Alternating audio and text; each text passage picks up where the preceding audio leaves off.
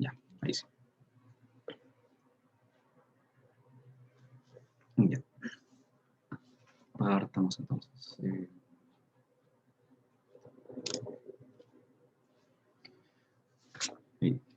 No, no sé si les pasa a ustedes que el navegador académico realmente pide cambio de clave y todo. Y por otro lado, el correo de la universidad también. Entonces, tocó cambio y el problema es que están como todo linkeados. Entonces, la clave me permite el acceso al Zoom, al correo. Y ayer no me estaba reconociendo el Zoom. Por un momento pensé que iba a tener problemas por hoy día, pero por suerte no. Ya. Ok, entonces, en un evaporador de simple efecto, que es como el más común, el calor latente de condensación del vapor es transferido a través de una superficie de calentamiento para vaporizar agua de una solución en ebullición. Ahora, se necesitan dos balances de entalpía. Entonces, uno para el vapor de agua y otro para el lado del líquido. Podemos ver en la figura esquemáticamente un evaporador de tubos verticales de simple efecto y, por ejemplo acá, la velocidad del flujo del vapor y del condensado es m sub s, que es esta, m sub s. O sea, en este caso aquí entra el vapor de agua, ¿cierto? Se condensa, entrega esa capacidad calorífica al líquido que yo quiero evaporar y sale por acá. Por otro lado, tengo la alimentación, que es m sub f, que es del líquido que yo quiero concentrar. Por otro lado, también tengo acá otra salida, que es de M, que es ya el líquido concentrado o el licor. Ya, el producto que en cierta manera yo quiero. Y también la velocidad del vapor hacia el condensador, suponiendo que no precipitan sólidos, vendrían siendo m sub f menos m, que es esta de acá arriba. Entonces, más o menos para entender el esquema. Tengo mi alimentación, ¿cierto? Ingresa, va subiendo. Por otro lado tengo el vapor, que hace su ingreso, ¿cierto? Contracorriente en este caso, entrega el calor, se condensa este vapor de agua, sale luego por acá. Y aquí tenemos nuestro producto que se va evaporando, ¿cierto? Acá tenemos un separador, ¿cierto? Que es importante, vapor líquido. Acá tenemos el vapor, ¿cierto? De nuestro líquido que queremos concentrar. Y este ya concentrado baja. Y aquí donde está la opción de que yo lo puedo reingresar para tener una operación en circulación, o si es que quedó ya en las condiciones que yo quiero, puede salir, o puede ir a un segundo efecto, o sea, a otro sistema de igual manera, estaría adosado. ¿Sí? Ahora, independiente si tenemos más efectos, cada uno de esos efectos opera como un operador. O sea, hay que considerar que son sistemas en serio. Ya, es más práctica esa forma de abordarlo. Si uno se fija, es bastante simple el esquema, el sistema de cómo esto trabaja. Ahora, en las formas, esta forma es la que puede ir cambiando por el sistema de cómo intercambio el calor, dado que el área de transferencia acá es importante. Las temperaturas que yo quiero o puedo en realidad alcanzar, que eso lo puse en la otra clase, que en el fondo depende de las características del líquido o del producto que yo tengo, que puede ser un poco más sensible al calor. Y también las alimentaciones. Pensando, por ejemplo, que si tengo un sistema de multiefecto, la alimentación no necesariamente es así. Puede ser en contracorriente o puedo tener alimentaciones diferenciadas en cada uno de los sistemas. Eso lo vamos a ver al final también. Ok, entonces, tenemos que manejar algunos supuestos para que nuestro sistema tenga cierto sentido. En el fondo le damos el contexto. El primero, que se supone que no hay fugas o arrastre, que el flujo de los condensables es despreciable y que las pérdidas de calor desde el evaporador no requieren condensar. O sea, no tenemos pérdida. El sistema está igual que un intercambio de calor, idealmente bien aislado. La corriente de vapor de agua que entra a la cámara de condensación puede ser sobrecalentado y el condensado generalmente abandona la cámara de condensación a algo subenfriado, ¿cierto? Por debajo de la temperatura de ebullición. Eso también tiene sentido. Ahora, el vapor sobrecalentado, como el subenfriamiento del condensado, son pequeños y resulta aceptable y despreciarlos al aplicar un balance de entalpía. Eso también es una aproximación a la realidad, pero en términos de cálculo no se aleja y el error es bastante pequeño y permite simplificar bastante. Aquí ayuda completamente a sacar esos detalles. Ahora, los pequeños errores que se cometen al despreciarlo se compensan aproximadamente al no tener en cuenta las pérdidas de calor desde la cámara de vapor. O sea, ahí tenemos una cosa por otra. Bien, entonces, con esas suposiciones, la diferencia entre la entalpía del vapor de agua y el condensado es simplemente lambda sub S, ¿ya? Que corresponde al calor latente de condensación de vapor de agua, que lo tenemos acá, ¿cierto? Calor latente de condensación del vapor de agua. Entonces, el balance de entalpía al lado para el vapor de agua es igual a un Q sub S, y este es igual a M sub S, factor de H sub S menos H sub C, y esto es igual a M sub S por lambda sub S. Entonces, en palabras, la velocidad de transferencia de calor a través de la superficie de calentamiento desde el vapor de agua es igual a la velocidad de flujo del vapor de agua por la entalpía específica del vapor de agua menos la entalpía específica del condensado. Y esto también es igual a m, ¿cierto? La velocidad del vapor de agua por el lambda, que habíamos dicho que era el calor latente de condensación del vapor de agua, ¿sí? Este coso es la diferencia de las entalpías. ¿Ya? Ahora, el balance de entalpía para el lado del licor o del líquido concentrado tendría siendo igual a Q, esto es igual a M sub F, que es la velocidad del flujo de alimentación o de la solución diluida, menos M, que es la velocidad del flujo del concentrado.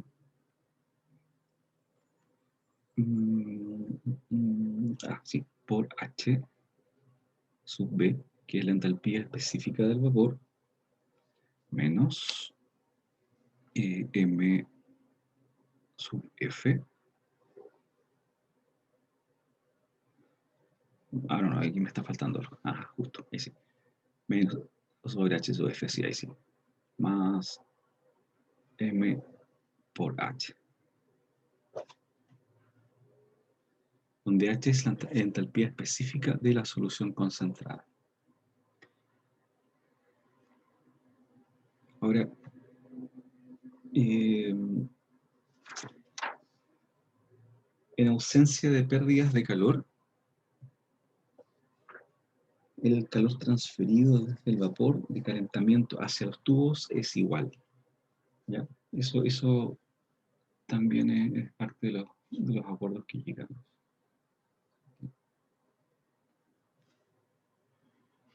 Así, de esa forma, al combinar las ecuaciones, nos queda que Q es igual a M sub S por lambda S, y esto es igual a, sí, me alcanzará ahí,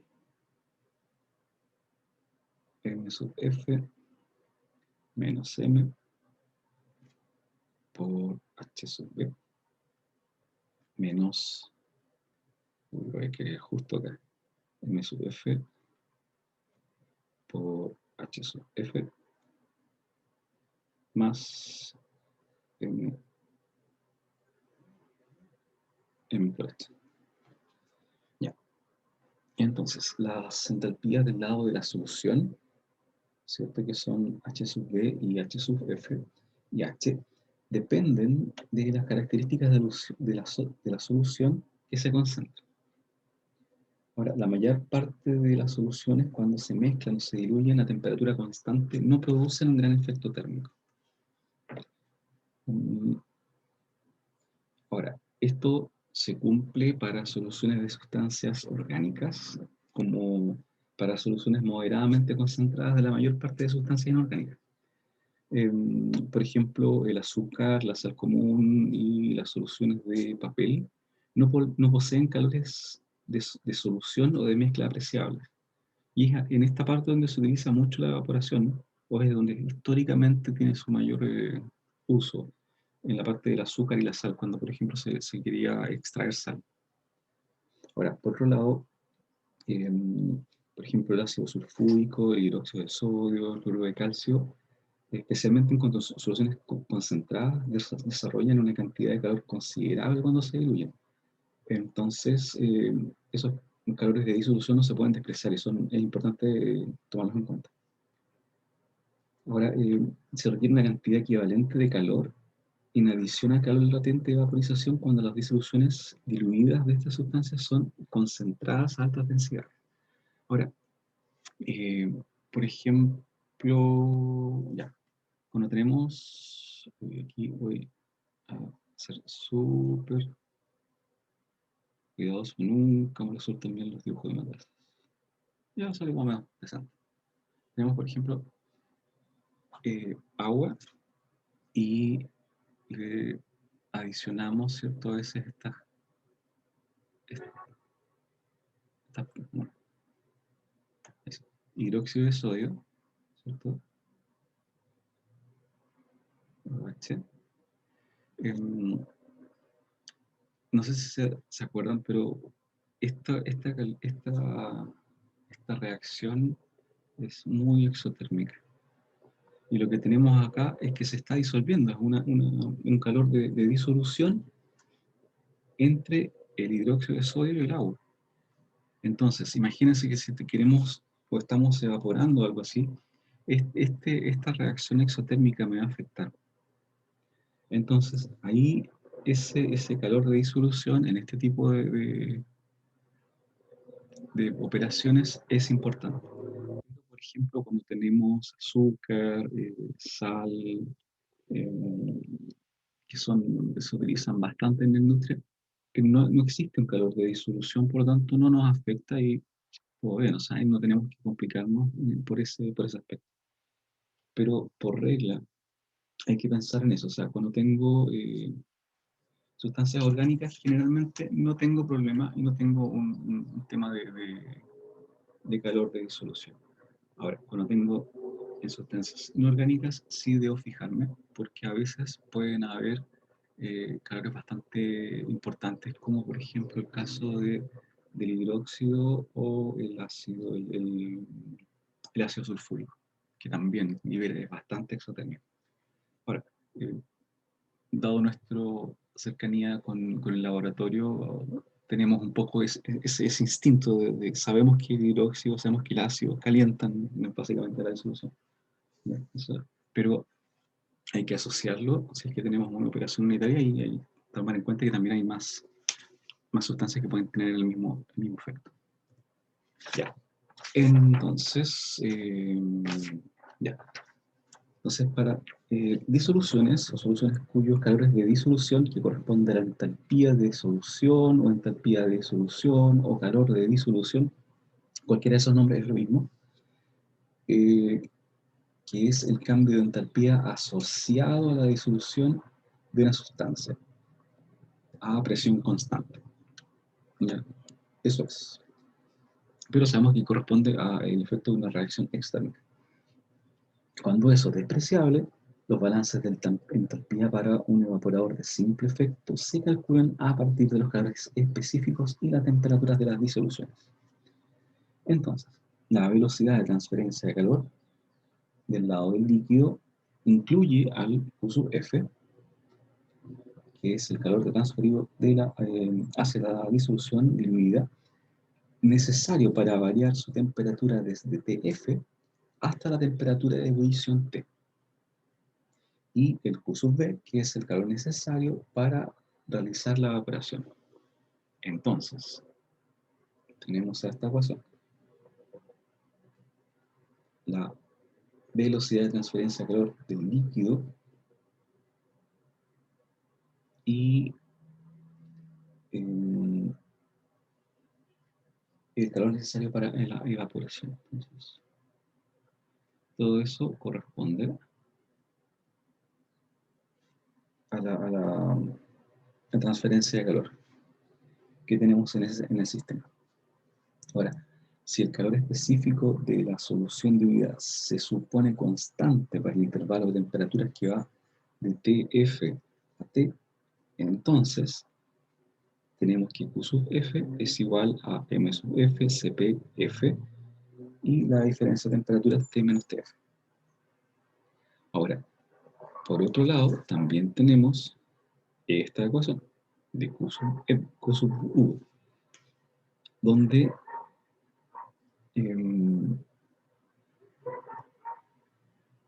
este es, ¿cierto?, el calor latente de evaporación procedente de la solución concentrada.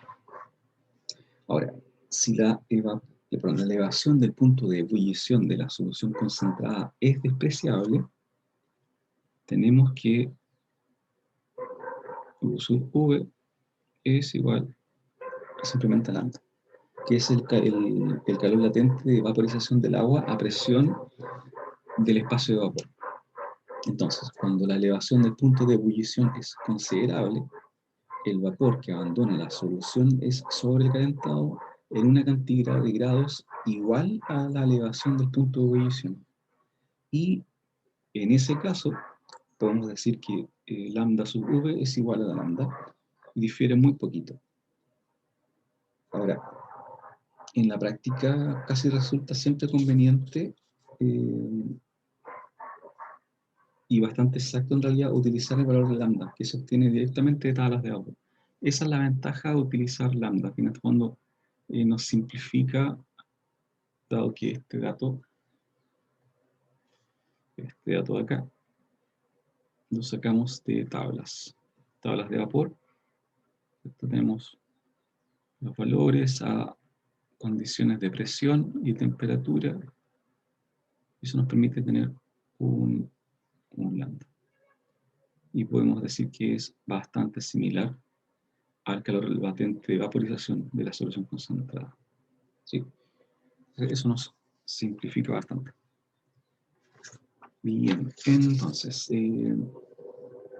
sustituyendo a partir de las ecuaciones anteriores, en la ecuación, en la primera que vimos, que es Q es igual a Q sub F más Q sub P, tenemos la ecuación final para un balance de entalpía en un evaporador de simple efecto cuando el calor de dilución es despreciable.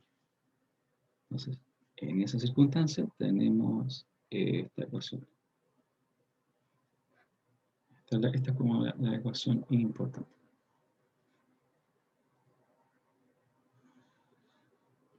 Ahora, si la temperatura T sub F de la solución diluida es superior a T, el término, a ver,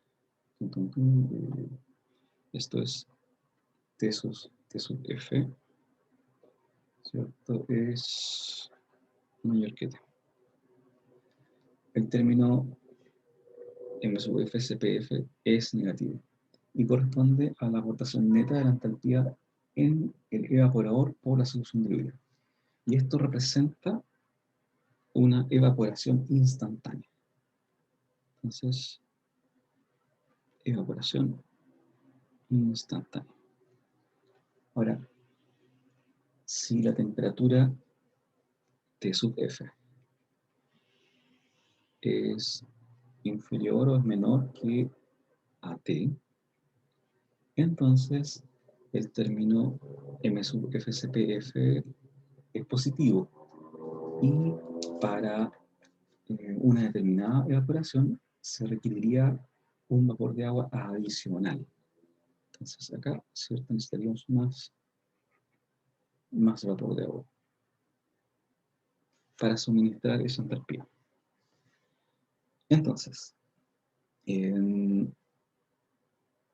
si lo expresamos en forma simple, la ecuación anterior establece que el calor procedente del vapor del condensado se utiliza, 1, en vaporizar desde la solución, y 2, en calentar la alimentación hasta la temperatura de ebullición.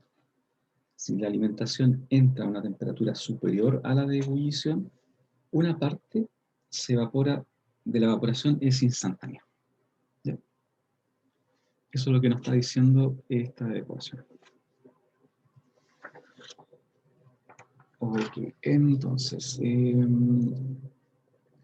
vamos a ver el balance de entalpía con calor de dilución apreciable, pero mediante el diagrama de entalpía concentración, que es este que está acá. Entonces, si el calor de dilución del líquido que se concentra es demasiado grande, para ser despreciado, se utiliza un diagrama de entalpía de concentración para valores de H sub F y de H en esta ecuación. ¿Ya? Esta ecuación que habíamos visto recién.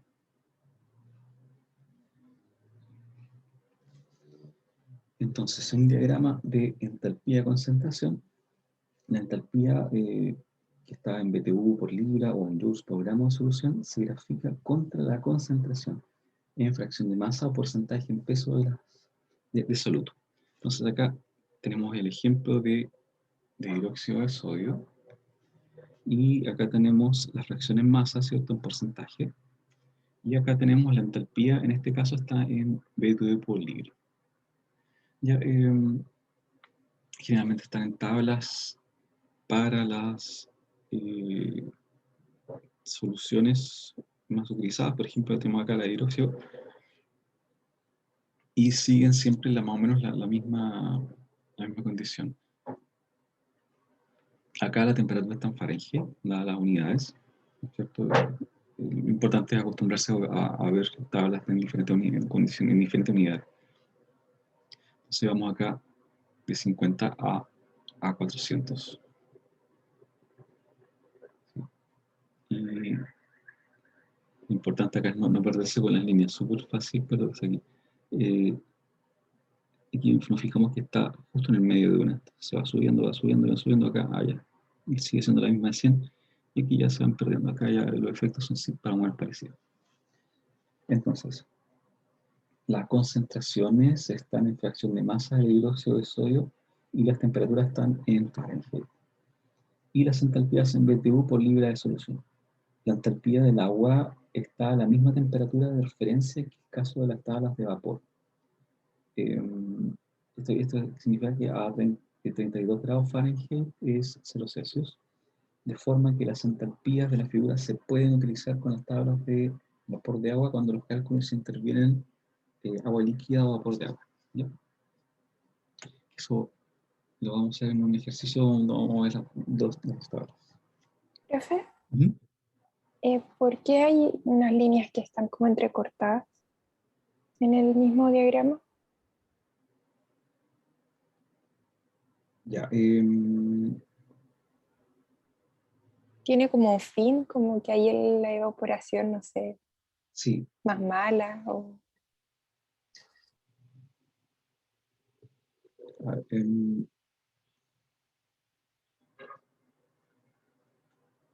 déjame revisar tengo acá el original de la tabla, a ver qué es lo que me dice.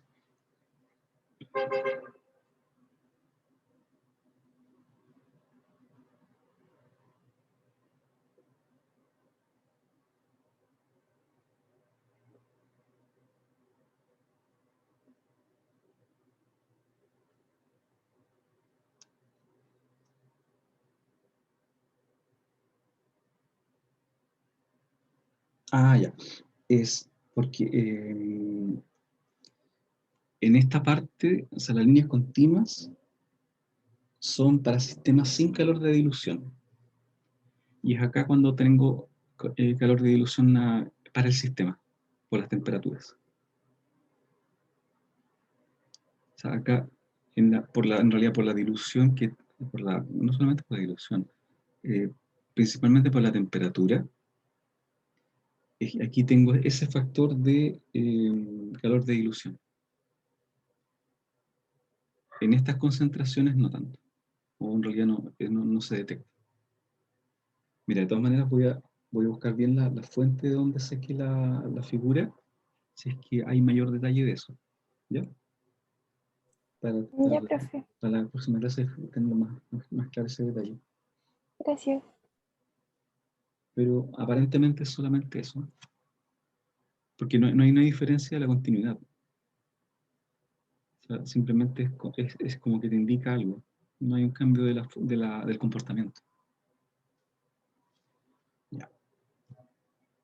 Entonces, ya, vamos a ver un ejemplo que dice que, como estamos ahora, estamos bien. Un evaporador de simple efecto concentra 20.000 libras por hora de una solución de hidróxido de sodio de 20 hasta 50%. La presión manométrica del vapor es de 20 libras fuerza por pulgada, no, sí, pulgada cuadrada, y la presión absoluta en el espacio de vapor es de 100 miligramos de mercurio. A esa presión, la temperatura de ebullición es de 124 Fahrenheit, ya sea todo importante. Y me dice que el coeficiente global se estima que será 250 BTU, súper tengo acá el coeficiente global.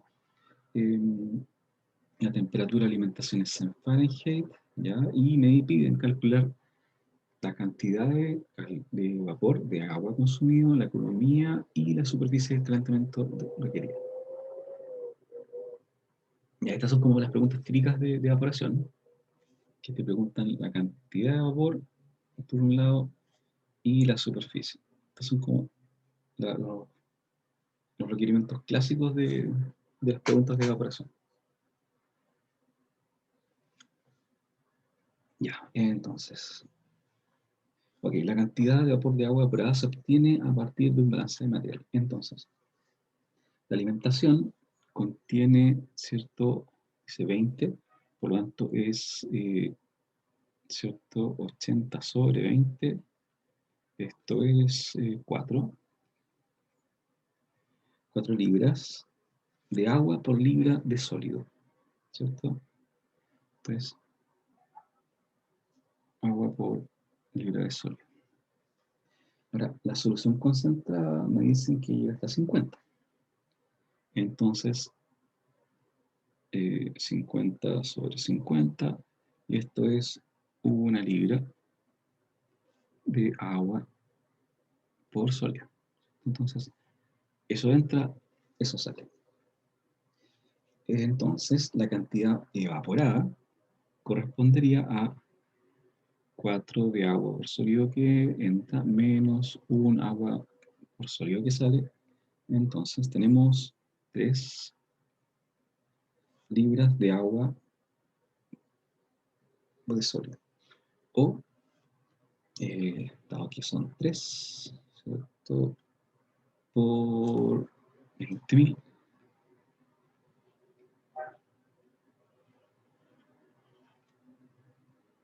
¿Cierto? Que está a 20%, son 0,2. Esto me dice que son 12.000, ¿cierto? Libra por hora. Ahora,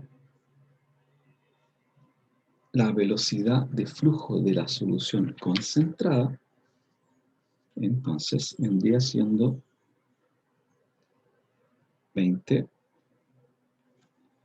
menos 12, y esto me dice que es 8.000. Esto es libra por hora. Esta es de la solución concentrada. Ahí sí. Ok. Ya que con las soluciones concentradas de dióxido de sodio, el calor de dilución no es despreciable, la velocidad de transferencia de calor se obtiene a partir de la ecuación que vamos a ver acá.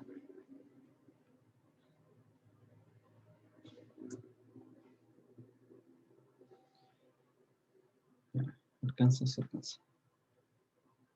Q es igual a M por lambda sub S, es igual a M sub F menos M. Factor de esto era de HB menos M sub F por HF. Y se nota que es una F. Más M por H. Ya, ahora, con esta ecuación y con el diagrama de entalpía concentración, la temperatura de vaporización, ¿cierto?, de la solución a 50 con una presión de 100 se obtiene por medio de la tabla. Entonces, esta ecuación más los gráficos, veamos, la temperatura de ebullición, ¿cierto?, a esa presión son 124 Fahrenheit. Eso era parte del dato que nos estaban diciendo, así que todo bien.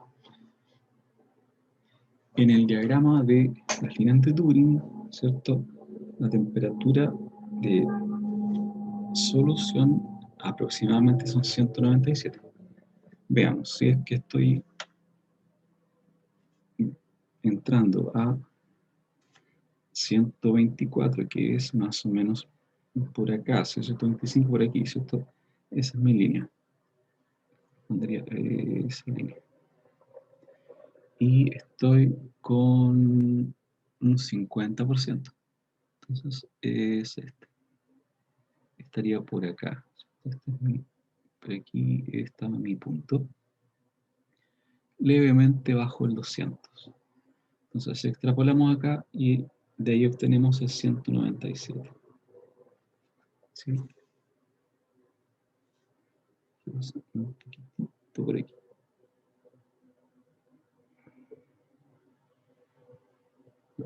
De ahí viene. Ahora, entonces, dado eso, la elevación del punto de ebullición corresponde a 197 menos 124, ¿cierto? La temperatura del punto de ebullición que sacamos del diagrama y la que tenemos de dato del ingreso al sistema, por lo tanto nuestra diferencia corresponde a 73 Fahrenheit. Por otro lado, tenemos que la entalpía de alimentación es un 20% de sólidos, ¿cierto?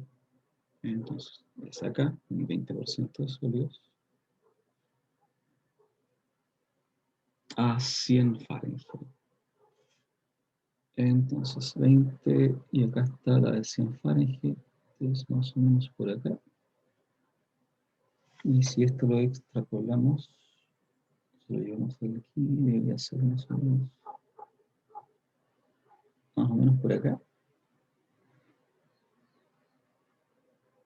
Más o menos por aquí. Entonces, borro aquí. 150, hasta 75, por acá 60, más o menos 155 BTU por libra.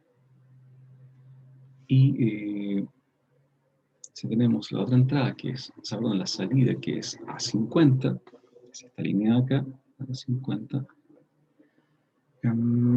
y está a 197 Fahrenheit, ¿cierto? Esa temperatura que sacamos de la otra tabla. Vamos subiendo hasta 200, 197, que son como por aquí más o menos, al intermedio. Me deja marcar esto. Ahí sí. Entonces, si voy a hacer la más o menos, es acá, más o menos, si esto es 250, la mitad es 225, estoy un poquito más abajo. Entonces, claro, después con regla y esto con una forma más fina, llego a que es aproximadamente 221 BTU por libre. Ya,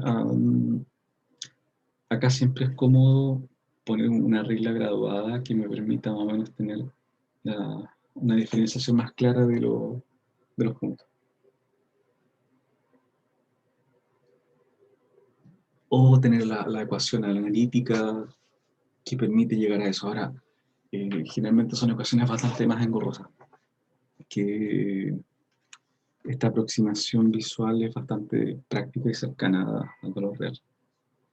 Ok, entonces, la entalpía del vapor de agua que abandona el evaporador se obtiene a partir de las tablas de vapor de agua, ¿cierto? Lo que vimos recién. Y la entalpía del vapor sobrecalentado a 197 y 1,93 libras fuerza sobre pulgada cuadrada es 1149 TU. Esto es por la tabla que había mencionado antes, la tabla de vapor de agua. Eso uno lo encuentra en cualquier libro de ingeniería química, de termodinámica, de transferencia de calor. Generalmente los apéndices están. Se las voy a subir las que tengo. Las tengo un par que están, creo que las tengo en las dos unidades, en internacional e inglesa. Se las voy a poner en los archivos también. Entonces, de esa tabla tengo este vapor y esto corresponde al HB, ¿cierto? En la ecuación que habíamos visto inicialmente. Entonces, tengo la ecuación y tengo los valores que me permiten poder resolver el problema de dos curvas. Una era, ¿cierto?, el diagrama de Dewing, que es el anterior, y este es el diagrama de entalpía de concentración. Entonces, tengo los datos, veo mis gráficas, saco los valores, adicionalmente la tabla de vapor si es que necesito, o si es que no me lo dan, de ahí tengo la otra información, y eso me permite ya ingresar en mi ecuación. O sea, matemáticamente no es complejo, el detalle está en no perderse en las tablas y sacar bien los valores en las condiciones que estoy trabajando. Ok, entonces, el calor de vaporización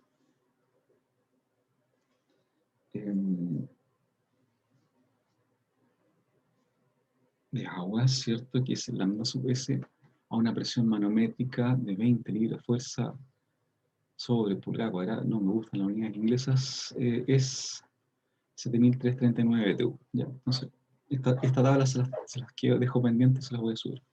La velocidad de transferencia de calor y consumo, ¿cierto? Entonces, la determinamos que Q es igual a M sub lambda S, esto es igual a M sub F menos M factor de HB menos M sub F HF más M por H. Entonces, tengo que Q es igual a M sub F menos M. Y esto es 20.000 menos 8.000. H sub B, que era 11.49, que eso era tabla, menos M sub F, 20.000, por HF, 55. Y todo esto más M, que era 8.000, por H, que era 221. Entonces, esto finalmente, o sea, si se fijan, casi todos los valores los sacamos de tabla. Lo único que fuimos fue los flujos, que fue casi el único cálculo que tuvimos que hacer. Esto me da un valor gigante. 1, 4, 4, 5, 6, 0, 0, 0, BTU por hora. Ahora, el consumo de vapor de agua, ¿cierto? Que si lo veo en mi ecuación inicial es esta parte, o sea, Q es igual a M por lambda. Lo que yo busco es M, que va a ser igual a Q sobre lambda sub S. Entonces, el consumo de vapor de agua va a ser igual a 1, 4, 4, 5, 6, 0, 0, 0 BTU sobre hora sobre 7, 9, 3, 9 BTU sobre libre. Y esto entonces me da estamos viendo el consumo de agua, perdón, el consumo de vapor de agua. Esto es 15.400 libras por hora. Es bastante, está consumiendo un montón. Entonces, ¿qué otra cosa nos pedían? Me decían la economía, lo voy a ocupar en la otra idea porque tengo espacio. La economía, ¿cierto? Corresponde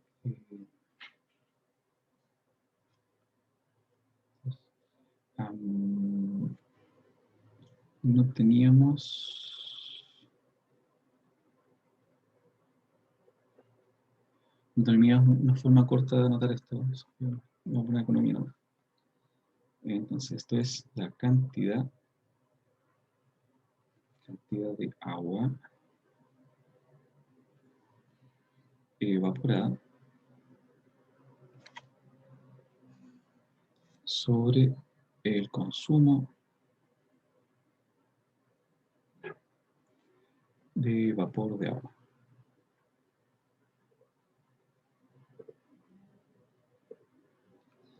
Entonces, la economía va a ser igual a 1.200 sobre 15.400. Todo esto está en libra hora. Y esto me da a 0,78. Esta es la razón. Y la otra pregunta que nos hacían, que es importante, que era la superficie de calentamiento y la temperatura de condensación de vapor de agua es 259 Fahrenheit.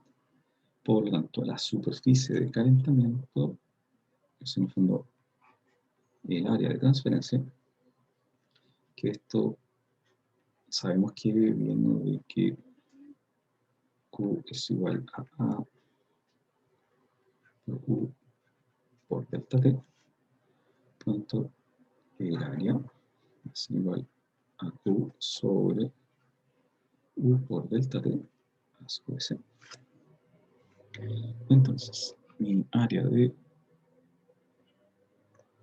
transferencia o superficie de calentamiento corresponde a la cantidad enorme de calor estamos transfiriendo por omega 1, número 1, 5, número 1, 4.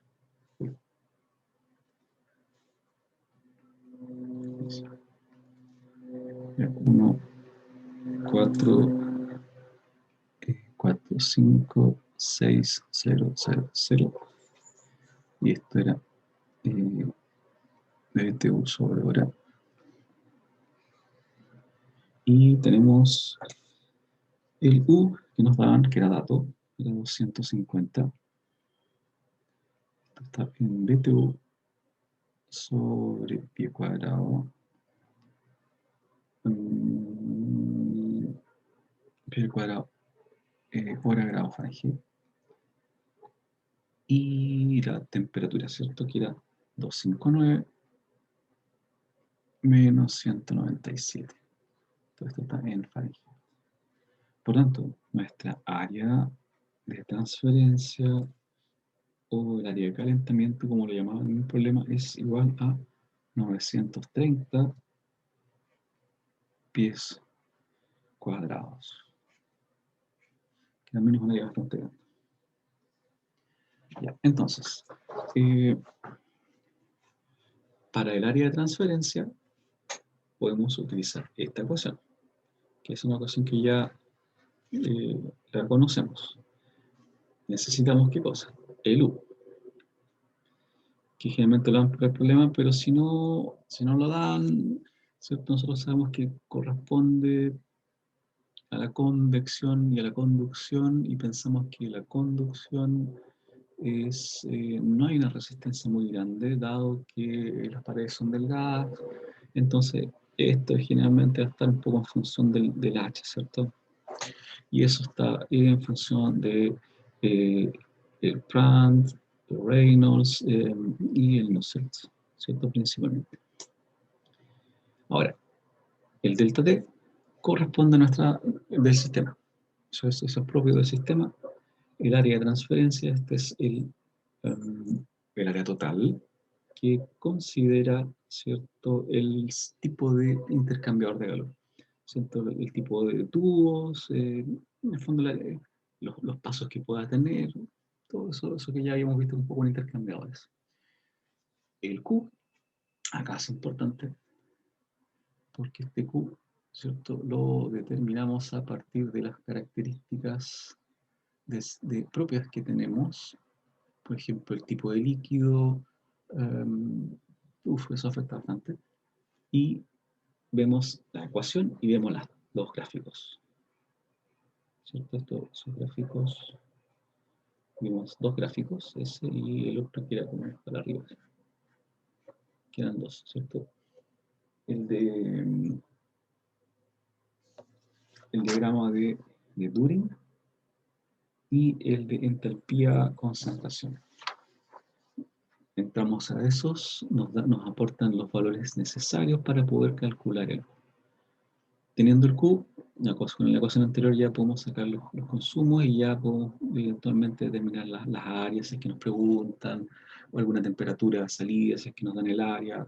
Ahí empezamos a poder jugar un poquito con lo que es los apoyos evaporadores. También más adelante vamos a ver si es necesario calcular cuántos efectos podemos tener y todo eso. Eso lo van a ver en ayudantía que es mañana. Y ahí van a ver un poquito más de ejercicios de esto. Y quiero buscar otro ejercicio un poquito más interesante para el viernes también, terminando con la parte teórica y con eso cerramos evaporación. Ya, entonces, alcanzamos, sí, alcanzamos. Evaporadores de múltiple efecto. Como habíamos visto al principio, tenemos un evaporador, ¿cierto? Que es un sistema, ingresa la alimentación, ingresa el vapor, se condensa, tenemos nuestro líquido que queremos concentrar, sale el vapor de ese líquido, tenemos acá el líquido concentrado, el licor, que puede recircular o podía ir a otro efecto. Este es el caso que va al otro efecto, ingresa, y acá tenemos, fíjense el detalle de interesante, acá el vapor que está saliendo de aquí es aprovechado. no se pierde ese vapor. Tenemos todo el vapor que está haciendo acá, se aprovecha en el siguiente efecto. Tenemos nuevamente el mismo sistema, se concentra, pasa al siguiente y acá tenemos el mismo vapor aprovechado. Y finalmente esto, pensando que ya llegamos a una concentración requerida. Entonces, tenemos el efecto 1, 2 y 3, las válvulas de control de la alimentación, ¿cierto? F2, F1, F3, que pensamos que son los flujos, pero también sabemos que hay válvulas de control ahí. Las válvulas del vapor de calentamiento, que son las S. Entonces acá tenemos S1. Las presiones, y eso es importante, acá tenemos un sistema con una presión y una temperatura en cada uno de los sistemas. Bien, entonces, ya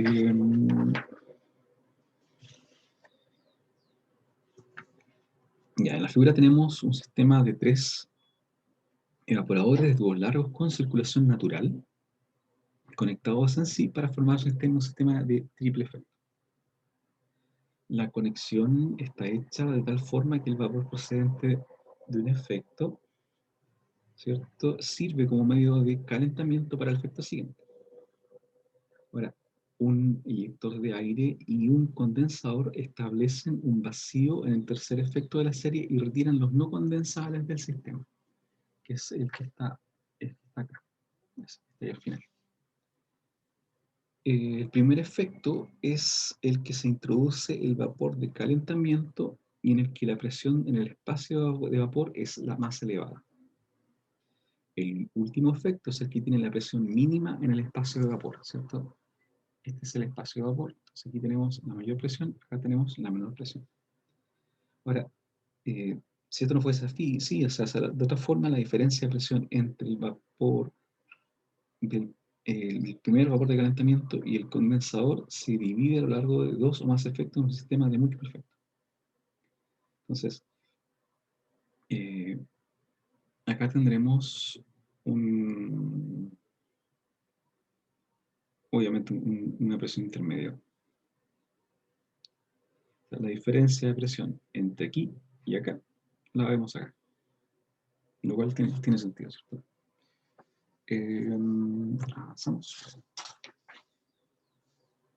Entonces, la presión en cada efecto es menor que la del efecto del cual recibe el vapor de agua y es superior al efecto a la cual suministra vapor. Entonces, ¿cierto? Voy para acá, ¿cierto? Y tengo acá mayor presión que ese, pero menor presión que este. ¿Sí? Pensando en sistemas de efecto, pero podemos tener un sistema con más efectos. Cada efecto por sí solo actúa como un evaporador de un solo efecto y cada uno de ellos tiene una caída de temperatura a través de la superficie de calentamiento correspondiente a la caída de presión de dicho efecto. Eso es importante, ¿ya? Que la caída de temperatura, ¿cierto?, corresponde a la caída de presión. A ver, el acoplamiento de una serie de evaporadores en un sistema de múltiple efecto es una cuestión de tubería principalmente y de interconexión, y no de la estructura de cada uno de los sistemas, ¿ya? O sea, acá yo lo puedo cortar y no me afecta el sistema de evaporación, o sea, el primer efecto. O sea, esto es simplemente la conexión. Entonces, claro, tengo 3 sistemas que los considero como uno, pero están en serie. Esa es la ventaja. Ya, la numeración de los efectos es independiente del orden en el que las soluciones entran como alimentación y se numeran siempre en la dirección de la disminución de la presión. ¿Ya? ¿A qué me refiero con la que entran? Ahí vamos a ver después que la alimentación no necesariamente es de aquí y hacia allá, puede ir al revés. Pero sí la numeración va en función de la dirección de la disminución de presión. pensando que acá tenemos el primero y es donde tenemos mayor presión. Voy avanzando, va bajando la presión. Y la solución concentrada se extrae, bueno, del último efecto, en este caso del tercer efecto, mediante una bomba, ¿cierto? Tenemos a la bomba de salida. Y acá, en la operación, en estado estacionario, las velocidades de flujo y las velocidades de evaporación son tales tanto que el solvente como el soluto no se acumulan ni disminuyen en cada efecto. Eso es súper importante, ¿ya? Que todo esto trabaja en forma continua a pesar, o sea, aunque tengamos diferentes efectos y cada efecto se considere como uno particular. La temperatura, la concentración y la velocidad del flujo de alimentación están fijadas. Las presiones de entrada del vapor, de calentamiento y el condensador están establecidas y todos los niveles de licor se mantienen en cada efecto. Entonces mantenemos las condiciones. Por tanto, las concentraciones internas, las velocidades de flujo, las presiones, la temperatura se mantienen automáticamente constantes durante toda la operación del proceso mismo. O sea, pensamos esto como un sistema donde esas condiciones, ¿cierto? Las velocidades, las presiones se mantienen, a pesar de que cada uno son efectos independientes, no independientes, pero por sí solos. Entonces, la concentración de la solución concentrada solamente se puede modificar cambiando la velocidad del flujo de alimentación, ¿ya? Lo cual tiene sentido porque en el fondo eso me dice cuánto tiempo está en contacto con la superficie de transferencia de calor. Ahora, si la solución concentrada es demasiado diluida, se reduce la velocidad de alimentación al primer efecto y de manera contraria se aumenta si es demasiado concentrada. Y la concentración en el último efecto de descarga de la solución concentrada alcanzará eventualmente un estado estacionario cuando se llega a cierto nivel deseado. O sea, estoy check, lo regulo hasta que estoy en el momento, a la concentración requerida y ahí mi sistema se estabiliza, hacia como un estado estacionario. Ya. Estamos justos. Ya vemos esta y dejamos hasta ahí lo que nos queda para la siguiente. Entonces, la superficie de calentamiento del primer efecto transmitirá por hora una cantidad de calor de acuerdo a esta ecuación. Si estoy pensando y le ponemos el subíndice de el Q1 va a ser igual al área superficial del primer efecto, el U y el delta T, todo esto del sistema 1. Ahora, si la parte de este calor que va a calentar la alimentación hasta el punto de ebullición se desprecia por el momento, resulta que todo este calor va a aparecer como latente en el vapor de calentamiento que sale en el primer efecto. Y la temperatura del condensado que sale del segundo efecto es muy próxima a la temperatura T1 de los vapores procedentes, ¿cierto?, del primer efecto. Por lo tanto, en la operación en estado estacionario, prácticamente todo el calor consumido en crear vapor en el primer efecto será cedido cuando este mismo vapor condensa en el segundo efecto. Sin embargo, el calor transferido en el segundo efecto viene dado por esta ecuación de acá, que es similar, simplemente que tenemos los subíndices correspondientes. Ahora, tanto Q sub 1 como Q sub 2 son prácticamente iguales, ¿ya? De forma que A sub 1, Q sub 1, delta T1 va a ser igual a sub 2, Q sub 2, delta T2, pensando, ¿cierto?, que esto es dado que estos son iguales, o son prácticamente iguales. Ahora, este razonamiento lo podemos ampliar, ¿cierto?, al tercer efecto, en el cual entonces tendremos esta ecuación. ¿Sí? Obviamente esto no lo podemos infinitamente alargar. No es como mil efectos, no. 3 efectos ya es razonable. Entonces, en la práctica común, las áreas de calentamiento de todos los efectos de un evaporador de múltiples efectos son iguales, lo cual conduce a una economía en la construcción. Ahora, ese detalle es importante porque yo podría tener el equivalente en un mega evaporador grande, que sean las áreas igual a tener diferentes efectos. Pero en la construcción es más caro. No es que sea más eficiente. O sea, no, en términos termodinámicos, no es mejor tener tres efectos a tener un efecto gigante, sino que es más económico tener 3 que tener uno gigante. ¿Ya? Pero en términos de transferencia de calor es lo mismo. Entonces, a partir de la ecuación anterior, y dado que los Q son iguales, podemos llegar a esta ecuación, en el cual se deduce que la caída de las temperaturas en un evaporador de múltiple efecto son en forma aproximada inversamente proporcionales a los coeficientes de transferencia de calor. ¿Ya? Eso también es importante. Y quedamos justo hasta acá.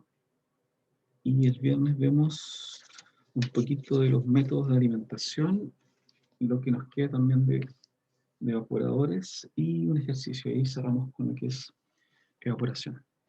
Y ya con esto deberían alcanzar bien para poder ver algunos ejercicios con el ayudante mañana. Alcanzamos justo. En el transcurso del día subo las notas, que están bastante buenas. Y hay que recordar que la próxima semana tenemos la semana sin clases ni evaluaciones. Y la prueba está para el 23 de junio eventualmente.